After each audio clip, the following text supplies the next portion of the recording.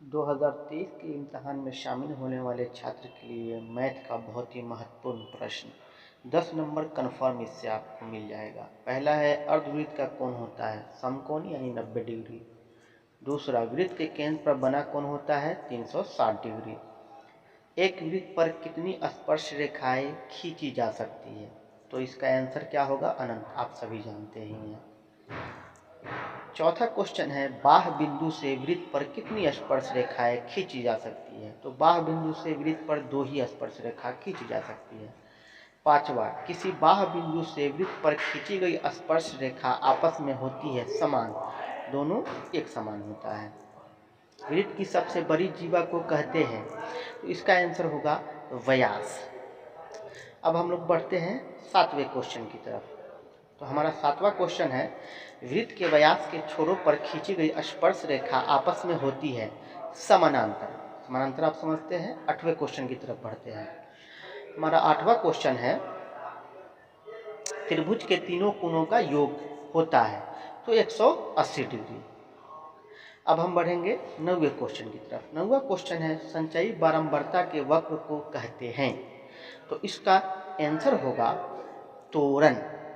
याद रख लीजिएगा, बहुत ही महत्वपूर्ण प्रश्न है। अगला है, दो लगातार संख्याओं का मौसा महत्तम समापवर्तक होता है, तो इसका उत्तर होगा 1। फिर 11वां क्वेश्चन है, सबसे छोटी अभाज्य संख्या। अभाज्य संख्या आप सभी जानते ही होंगे, इसका आंसर होगा 2। अब हम लोग अगले क्वेश्चन की तरफ बढ़ते हैं। सबसे छोटी भाज्य संख्या है, तो इसका आंसर होगा 4।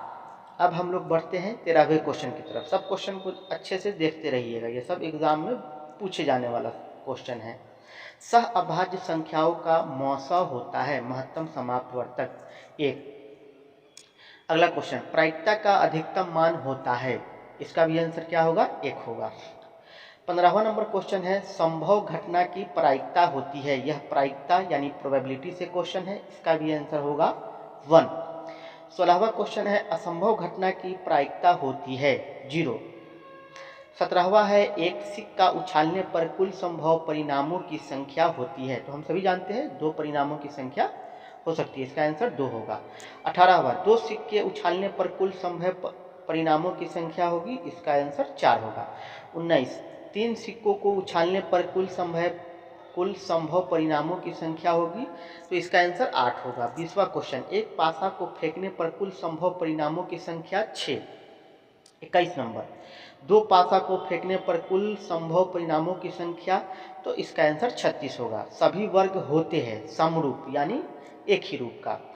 अब उसके बाद है 23 नंबर, सामान्य त्रिज्या वाले वृत्त होते हैं समरूप और सर्वांश दोनों होते हैं।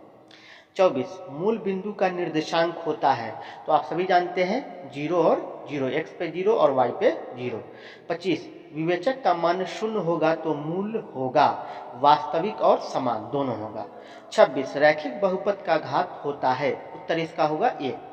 पाई एक डैश संख्या है, परिमेय या अपरिमेय, तो यह क्या है? अपरिमेय संख्या है। 28, दो भाज्य संख्याओं का मौसा महत्तम समापवर्तक होता है, उत्तर होगा 1। प्रथम पाद के निर्देशांक होते हैं प्लस और प्लस, x भी प्लस y भी प्लस, x अक्ष भी प्लस y अक्ष भी प्लस। 30वां, द्वितीय पाद के निर्देशांक होते हैं माइनस प्लस यानी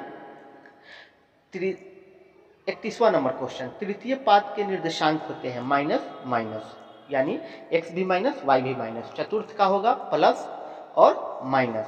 अब आते हैं 33वां नंबर, दो भिन्न त्रिज्या वाले वृत्त होते हैं समरूप होते हैं। 34, दो परिमेय संख्याओं के बीच कितनी परिमेय संख्या होती है? अनंत यानी अनगिनत होती है। किसी घटना की प्रायिकता नहीं हो सकती है ऋणात्मक या जिसका अंश बड़ा और हर छोटा हो। 36, चारों चरों को अवरोही या अवरोही क्रम में रखने के बीच वाले चर का मान कहलाएगा माध्यक या माध्यिका। अधिकतम बारंबारता वाले वर्ग को क्या कहते हैं? तो इसका आंसर बहुलक होगा। 38, यदि समांतर चतुर्भुज की सभी भुजाएं एक वृत्त को स्पर्श करे वह समांतर चतुर्भुज होगा समतल चतुर्भुज।